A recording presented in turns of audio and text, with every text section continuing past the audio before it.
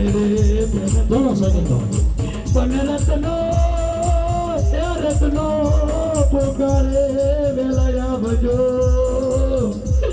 અરે રે તારો પાણી દીધી દેવનમાં મારા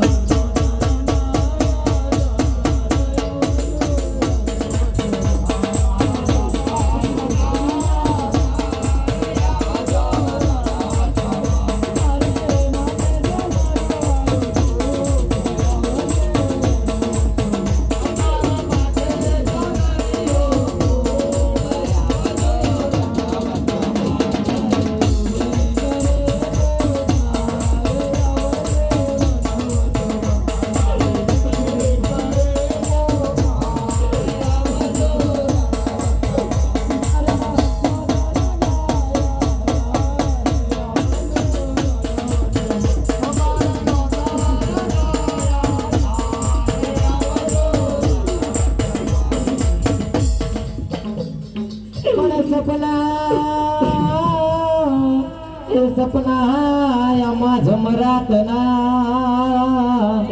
અરે બેન સગુણા વગડે કરે પોકાર પણ રતનો એ જોને રતનો પોકારે રામ દે અરે રે બેન સગુણા વગડે મુજાય એ માતાજી મને માધવરાતના સપના આવ્યા છે કે બેન સગુણા જરૂર કોઈ મુસીબતમાં હોય અને મને પોકારી રહ્યા એમ લાગે છે તો મને જવાની રજા આપો. માધવ રાતના સપના ક્યારેય સાચા હોતા નથી અને તમારા હાથે મીટર બોધે હોવાથી હું તમને જવાની રજા નહીં આપું. અને લગ્નની મોજ માણવા ખાતર બેનની વારે ના જાય તો આજે આ દુનિયા રામદેવજીને ધિકાર છે કે લગ્નની મોજ માણવા ખાતર પોતાના લગ્ન ખાતર બેનની વારે ના ગયા અને આવું જીવન જીવીને શું કરવું. તેથી હે માં મને રજા આલો. એક ભાઈ થઈ પોતાની બેનની વારે ના જાવ તો આ દુનિયા તારા રામદેવજીને ધિકાર છે. તેથી હે માં મને જવાની રજા આપો. જાઓ વેરાસર આવી જજો.